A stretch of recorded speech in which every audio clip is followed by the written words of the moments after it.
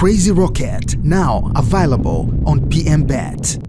Maandalizi katika siku ya leo tumeingia kambini kujiandaa na mchezo wa kirafiki uliokuwa mbele yetu.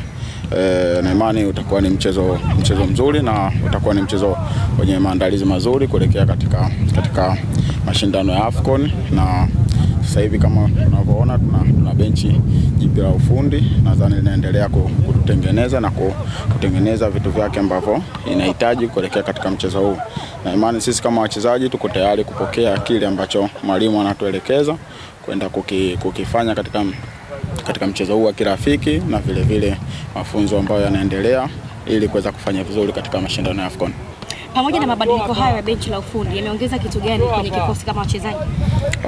Kama wachezaji tuko hapa kwa ajili ya kufanya kazi, tuko hapa kwa ajili ya kuhakikisha taifa letu linafanya vizuri. Kwa hiyo tuko hapa kuhakikisha kila kitu ambacho mwalimu anatupatia tunakifanya katika 100% ili kuweza kufanikiwa katika malengo ambayo tulikuwa nayo. Kucheza mechi nyingi hususan kwenye hizi bara za Afrika inaongeza kitu gani kama wachezaji kwa upande wao? Kitu cha kwanza sisi kucheza mechi nyingi inatuongezea confidence, na vile inatupa wakati mzuri wa kuweza kutambuana na kuweza kutambua mwalimu ni kitu gani ambacho anachokihitaji. Na imani kwamba shirikisho letu la soka TFF wameliona hili, na nadhani watatuongezea mechi zaidi kabla ya kufika katika mashindano ya AFCON.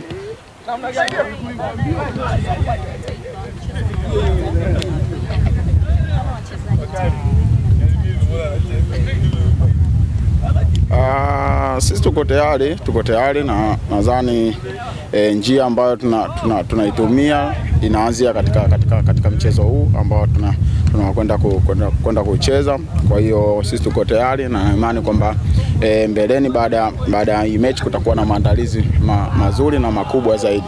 Kwa hiyo sisi kama wachezaji tuko tayari kwa kila kitu ambacho kilichokuwa kiko mbele, kwa sababu tuna malengo ambayo tumejiwekea katika AFCON ya msimu huu.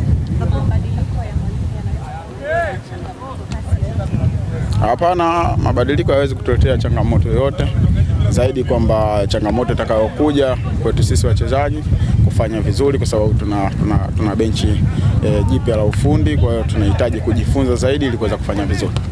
Mnakwenda katika michuano hii mkiwa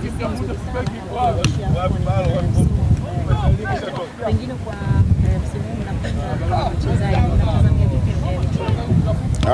sisi kama wachezaji tumeshacheza AFCON zilizopita, na zote zilizopita tumechukua kama AFCON za kuweza kujifunza, na imani sasa ni wakati mzuri kama sisi Tanzania kwenda kushindana.